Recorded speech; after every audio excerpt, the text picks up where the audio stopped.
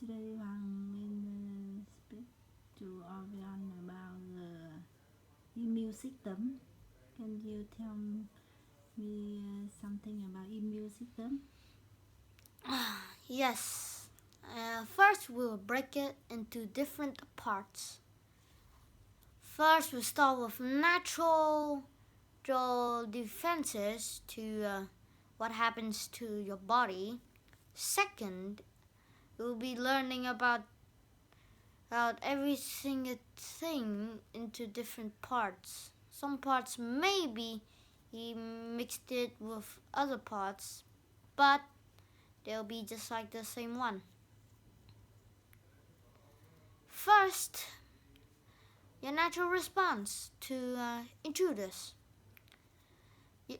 But before we have to start with this. What is your immune system? Well, it's easy. Your immune system is your defense system against all kinds of diseases. They have many weapons and tricks up their sleeves. They know what to do and what to do to the intruders that are in the body. We'll start with the basic scenario. When you're walking around, you step into a rusty nail. It penetrates your skin and all of that bacteria hops in.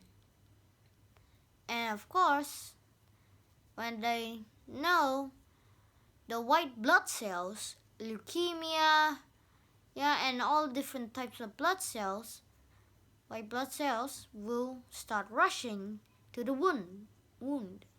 And if they see any bad bacteria, they'll gobble up. They'll just eat up, trap them inside their bodies, and a special enzyme kills the bacteria. It has many things it can do, like communicating, eating, attacking, and all of those other stuff. Our second type of defense, which is very crucial, it's from the lymph node. Lymph node is like your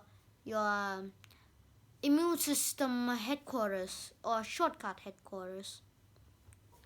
It's like a path, but most of the white blood cells are inside your blood veins to protect them.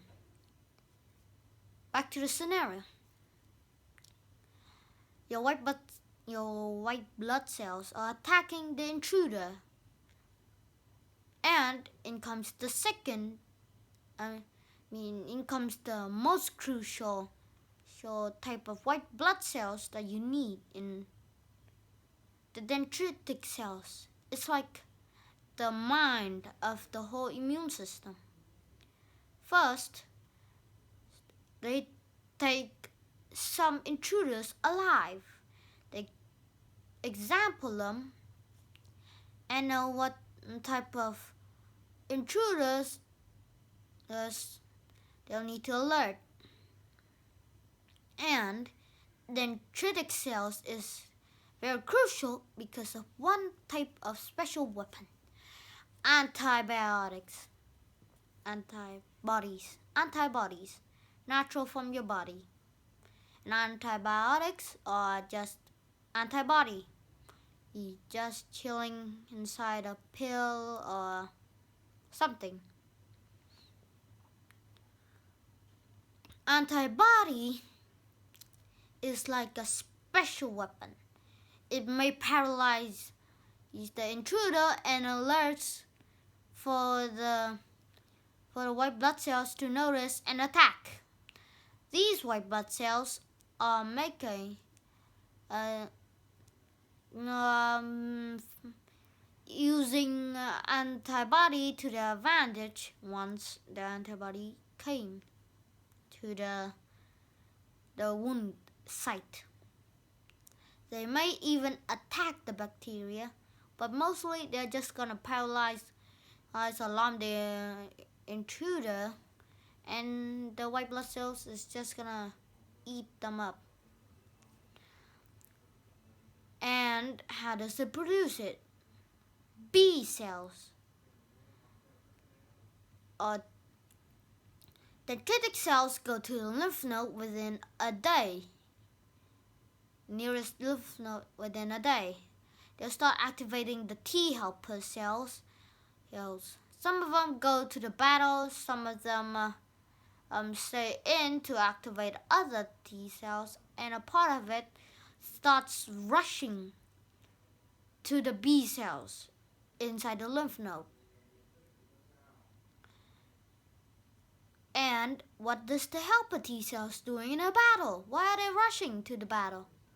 Well, mostly the white blood cells, or the basic cell of defense, leukemia and macrophages, will slowly die or run out of energy.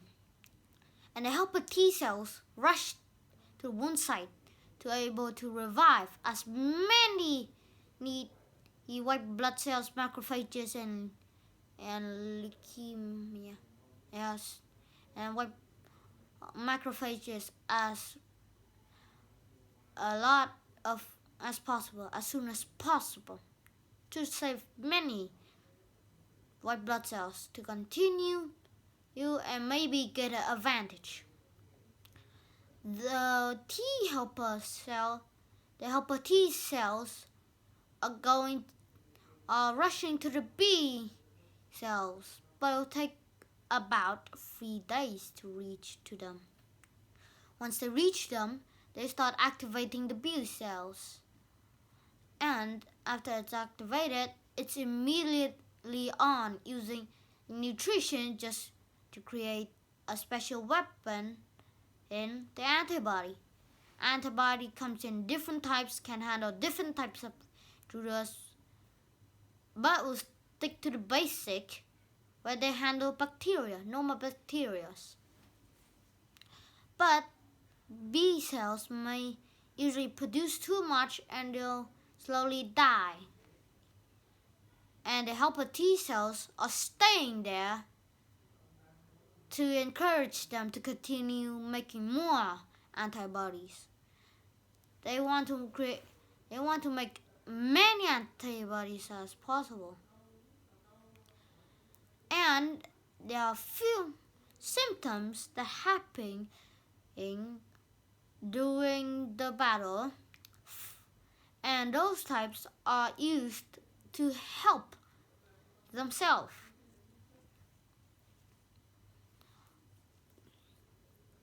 Well, normal symptoms like fever, sweating, fevers, runny nose, or fevers, itchiness, like from a mosquito bite, for example, or inflammation, which is like bloats up. These the very special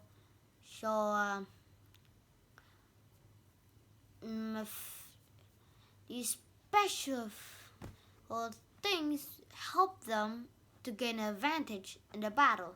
Fever, well, it's basic. It just increases the body temperature. And why do you have a fever? And why does high temperature help? Well, when the bacteria seeps into the body, it will mostly stay there for a while, trying to be unnoticed, while white blood cells are on the search. They'll be constantly searching the whole body because we're just gonna be non-stop fighting bacteria and intruders. Mostly for fever, like high body temperature, bacteria are having a disadvantage. With high heat, it may kill it will stop the bacteria from producing another replica version of itself and